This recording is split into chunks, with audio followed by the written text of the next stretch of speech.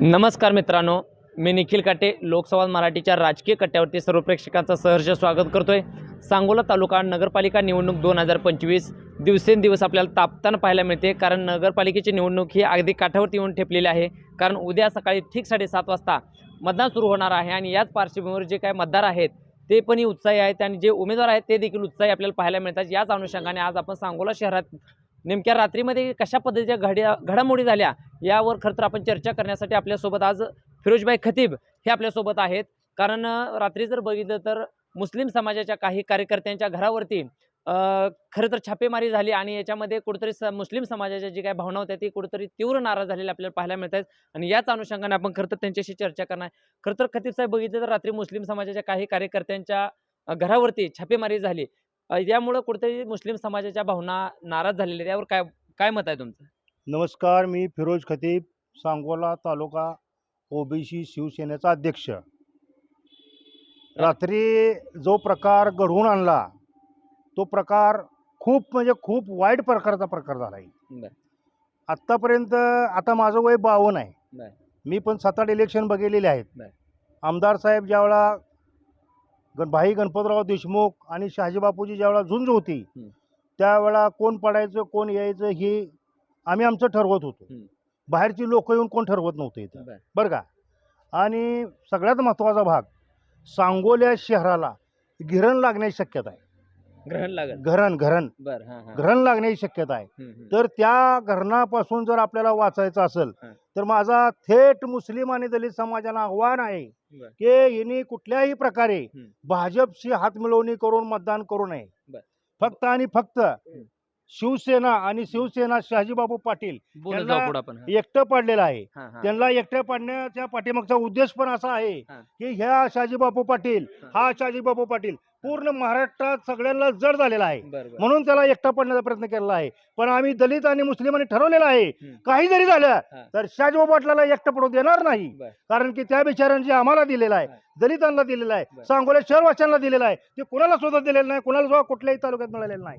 अख्ख्या 2.5 वर्षात 5,500 कोटी निधी आणलाय, त्यातला 2,000 कोटी सांगोला शहरासाठी निधी आणलाय। 28 कोटी निधी फक्त मुस्लिम समाजासाठी वाटले गेले आहे। आतापर्यंतच्या राजकारणात 1 रुपयाचा निधी कुठल्याही मुस्लिम समाजाला मिळालेला नाही।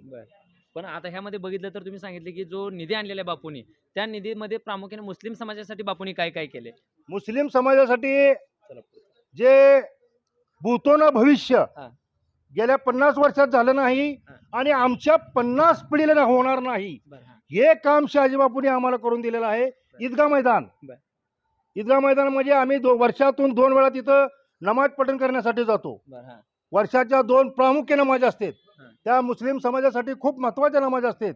तिथं आम्हाला पहिल्यांदा नमाज पडायला जायचं असेल तर 8 दिवस अगोदर जाऊन स्वच्छता करावी लागत होती, घाण स्वच्छ करावी लागत होती, मग आम्ही नमाज पडत होतो तिथं। आत्ताची परिस्थिती अशी आहे की पूर्ण कंपाऊंड जसं सौदी अरबचं स्ट्रक्चर आहे तसं स्ट्रक्चर सांगोल्यात उभं झालेलं आहे। त्याच पद्धतीनं मनेरी मळ्यात सुद्धा दर्ग्यासाठी 25 लाख रुपयाचा निधी दिलेला आहे। सांगोला शहरात जी आखरी मंजिल आमची म्हणतात, आमच्या समाजात जी आखरी मंजिल म्हणते त्या आखरी मंजिल मधून आज बोलतोय। आज आव्हान करतो मुस्लिम समाजाला की आखरी मंजिल मध्ये मी कधीही खोटं बोलणार नाही, कधीही माझ्या तोंडातून खोटा शब्द जाणार नाही। समस्त मुस्लिम समाजाने या माझ्या मेसेजचा उपयोग करून घ्यावा आणि स्वतःच्या मनात उतरून घ्यावं की आपण कुठल्याही परिस्थितीत भाजपला मतदान करायचं नाही, फक्त आणि फक्त शहाजीबापूकडे आपण बघून काम करायचं आहे। कुठल्याही पक्षाचं यातून नाव न घेता फक्त बापूने आपल्याला जे काय दिलेलं आहे, 75 लाख रुपयाची मशीद नवीन करून दिलेली आहे। तुम्ही प्रत्यक्ष बघू शकता, ही दिलेली मशीद 75 लाखाची आहे। त्याच्यानंतर पाण्याची टाकी दिलेली आहे, बोर दिलेला आहे। त्याच्यानंतर कब्रस्तानसाठी वाढीव जागा पलीकडे देणार आहेत। ह्या सगळ्या गोष्टी आम्हाला मिळालेल्या आहेत बापूकडून आणि दुसऱ्या कुठल्याही नेत्याकडून मिळालेल्या नाहीत। 1952 पासून राजकारण चालू झाले, त्या राजकारणाच्या तेव्हापासून मुस्लिम समाजाला म्हणून कुठली संधी किंवा कुठलाही चांगलं पद किंवा चांगली संधी किंवा चांगलं कुठलं मंदिर किंवा मस्जिद कुठल्याही नेत्याने बांधून दिलेलं नाही, ती शहाजीबापू पाटलांनी बांधून दिलेलं आहे। पण आता ह्यामध्ये जर बघितलं तर खरं तर स्वर्गीय आबासाहेब यांच्यानंतर सांगोल्यातली ही बघितली तर नगरपालिकेची पहिली निवडणूक आहे आणि खरं तर बघितलं तर ह्यामध्ये गढूळ राजकारण आपल्याला ह्या वेळेला सांगोल्यामध्ये पाहायला मिळालं। बरोबर आहे। यामुळं छापेमारी किंवा कार्यकर्त्यांना किंवा उमेदवारांना पोलीस स्टेशन पर्यंत नेणं ही पहिल्यांदा सांगोल्यामध्ये घडते, ह्या गोष्टीकडे कसं बघताय? आता त्या विषयावर बोलायचं म्हणलं तर अत्यंत लाजवंत गोष्ट तालुक्यासाठी झालेली आहे, शहरासाठी झालेली लाजवंत। की बोलण्यासारखे शब्द नाहीत. बर. आज स्वर्गीय आबासाहेब होते, हम्म, हम्म. शहाजीबापू पाटील होते, दीपक आबा सोळंके पाटील होते. तिघं कधी एकत्र येऊन लढत होते, कधी वेगवेगळ्या पार्टीतून लढत होते. पण कधीही कुठल्याही नेत्याच्या, हम्म.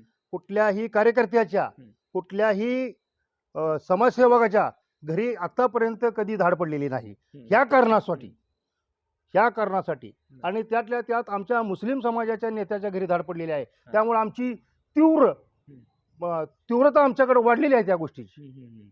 आता ह्यात जर बघितलं तर प्रामुख्यानं रात्री जो काय प्रकार झाला त्यामुळं मुस्लिम समाज तर नाराज झालेलाच आहे. त्यामुळे आता वादच नाही. त्यामुळे आता मुस्लिम समाजाच्या वतीने तुम्ही म्हणजे काय संदेश देणार आहे? मुस्लिम समाजाला माझं ही कडवं आव्हान आहे की आपण जर ह्या गोष्टीला आत्ता जर आळा नाही घातला हम्म. तर उद्या आपल्याला निवडणूक काय असती हम्म. हे सुद्धा बघायला मिळणार नाही. बरं. आज शहाजीबापू एकटा लढतोय म्हणून आज आपल्या दारात माणसं मतं मागायला येतात. जर बापूने इलेक्शन लावलं नसतं आणि जर चौघाची युती झाली असती तर काय झालं असतं तुम्हीच परिणाम काढा त्याचा. तुमच्या घरापर्यंत कोण मत मागायला आलं नसतं. आणि त्यांचं विजनच आहे तो की 29 पर्यंत इलेक्शन कुठलंही करायचंच नाही, डायरेक्ट बिनविरोध करायचं. पण असं होणार नाही जोपर्यंत जगात, महाराष्ट्रात, राज्यात, जिल्ह्यात दलित आणि मुस्लिम आहे तोपर्यंत ही कधी त्यांचं स्वप्न खरं होणार नाही. पण भाजप सांगोल्यामध्ये येऊन दडपशाही करते वाटते. 100% वाटतंय काय, सगळ्या डोळ्याला दिसतंय लोकांना. मी बोलण्याजवळ काय, प्रत्यक्ष जनता बघत्या, तालुक्यातली, शहरातली जनता बघत्या, महाराष्ट्रातली जनता बघत्या, टीव्ही न्यूजला बघते सगळीकडे की भाजप सरकार सांगोलीतून काय करायला लागले. तर आपल्यासोबत याचबरोबर काही मुस्लिम बांधव देखील आहेत. खरं तर तुम्ही बघितलं तर तुम्ही ज्येष्ठ आहे. सांगोल्यामध्ये ही जी नगरपालिका निवडणूक आहे तर खरं तर स्वर्गीय आबासाहेबांचा हा बालेकिल्ला म्हणजे शेकापचा बालेकिल्ला होता. आणि यामध्ये जर प्रामुख्यानं बघितलं तर 2 लढवई नेते, यामध्ये आमदार शहाजीबापू पाटील आणि स्वर्गीय गणपत आबा हे अगदी खांद्याला खांदा लावून एक कशा पद्धतीची निवडणूक करायची ह्या गोष्टी खरं तर करत होते. पण ह्याच्यामध्ये जर बघितलं तर ही निवडणूक जर आपल्याला ऐतिहासिक पद्धतीची आपल्याला बघायला मिळते, कारण दडपशाहीचं राजकारण आपल्याला सांगोल्यात बघायला मिळते. ह्यापूर्वी असं कधी झालं होतं का? ह्यापूर्वी आता माझं वय आहे 64. बर. 50 वर्ष झालं इथं राजकारण चालू आहे, मला कळते तसं. बर. तसं गणपतराव देशमुख, हम्म. शहाजीबापू पाटील हाय तेव्हापासून मी निवडणुकीच्या ह्याच्यात आहे. बर. तेव्हापासून बघतोय दोघांना विरोधक आहे, 2 जण. बर. नगरपालिकेत असू द्या, हे असू द्या, विरोधक असलं का विरोधकपणा दावतेत. बर. पण आज जे घडलंय हा. 2025 ला हे आतापर्यंत कधी घडलं नाही. मग ही खरं तर बघितलं तर उद्धव ठाकरेची देखून इथं सेना होती. इथं आमदार पण होता उद्धव ठाकरेचा, शहाजीबापू पाटील पहिल्यांदा. त्यावेळेस पण असं दडपणशाही आली नव्हती. पण ह्या वेळेस जे आहे का नाही, भाजप इथं आलं ते एकदम दडपशाही, दंडेलशाही सर्व काय चालू आहे. साम दाम दंड ही आम्हाला कुणालाच पटलं नाही. मुस्लिम समाजाला तर चुकूनच पटलं नाही. त्यामध्ये सांगोलेकरांच्या खरं कुठेतरी भावना दुखावल्यात वाटते. बरं. पूर्ण सांगोलेकरांच्या इथं भावना दुखावलेत. म्हणजे भाजप दडपशाही करते असं वाटतंय सगळ्यांना. सगळ्यांना दडपशाहीच करता येते, दुसरं कायच करत नाही. बापूंनी तुमच्यासाठी काय विकास केलाय? बापून आमच्यासाठी विकास केलाय. रफिक बहिणी देखून आता ते नेते झालेत आमचे मुस्लिम समाजाचे. एवढे दिवस अनेक नेते होऊन गेले. पण जसं आता रफिक भाई नदाब त्यांच्याच बरोबर हाताला हात धरून आता एक 5-7 वर्ष झालं फिरोज फजलुल खतीब उद्योगपती ही 2 जण मिळून जरा आता चांगलं कुठलं तर मार्ग काढते, सवरते. आता सध्याच्या जर म्हणलं मुस्लिम समाज नेता म्हणलं चालू घडीला तर रफिक भाई नदाब आणि फिरोज फजलुल खतीब. तर आता खरं तर बघितलं तर उद्या सकाळी नगरपालिकेचं मतदान सुरू होतंय. यामध्ये तुमची मुस्लिम समाजाची काय भूमिका असणार आहे याच्यामध्ये?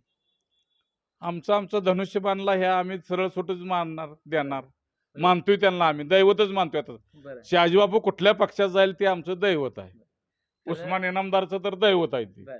तर आज आपण खरं तर बघितलं तर की फिरोजबाई या ठिकाणी सांगितलं की हे जे काही आहे हे अंतिम सत्य असणारं ठिकाण आहे आणि या ठिकाणून खरं तर तुम्ही मुस्लिम बांधवासाठी म्हणजे एक संदेश शेवटचा काय द्यायचा? का ना मुस्लिम बांधवानं ह्यावेळेस विचार करावा. आमदारकीच्या वेळेस म्हणले की बाबा धनुष्यबाणाला केलं का वर जाऊन मिळतंय, तिथं बीजेपीलाच मिळणार आहे, बीजेपीच होणार आहे असं त्याने निगेटिव्ह पसरून लोकांनाही केलं. पण आता जे आहे इकडं शिवसेना आहे आणि इकडं कमळ आहे भाजप. ह्याबद्दल लोकांचे मन दुखवलेत. कारण इतर ठिकाणी आम्ही टीव्हीवर हे बघतोय, मशिदी पाडल्या, मस्जिद पाडले, मदरसे तोडले, हे केले, सगळं ऐकतोय बघतोय आम्ही. पण आता इथून पुढं आम्हाला भीती वाटायला लागलं इथं काय होणार. सांगोल्यात काय होणार, सुरक्षित राहणार का सांगोला? सुरक्षित राहणार का काय होणार. बरं. तर आपल्यासोबत हे खरं तर चाचा होते आणि त्यांनी जी काय त्यांच्या भावना होत्या खरं तर या ठिकाणी प्रकट केल्या आणि आपण आज सांगोला शहरातील जे मुस्लिम समाजाचं जे अंतिम सत्य असणार जे ठिकाण होतं तर त्या ठिकाणी आपण आहे आणि त्या ठिकाणून त्यांनी सांगितले की माजी आमदार शहाजीबापू पाटील यांनी विकास कशा पद्धतीने केला, त्या समाजासाठी काय केलं आणि येणाऱ्या काळामध्ये सुद्धा त्याची जी भूमिका असणार आहे कशा पद्धतीची असणार आहे आणि उद्या ती सकाळी मताच्या माध्यमातून आम्ही निश्चितपणाने या सांगोल्यामध्ये दाखवू अशा पद्धतीचा सुद्धा विश्वास या ठिकाणी त्यांनी ठाम व्यक्त केलेला आहे. धन्यवाद.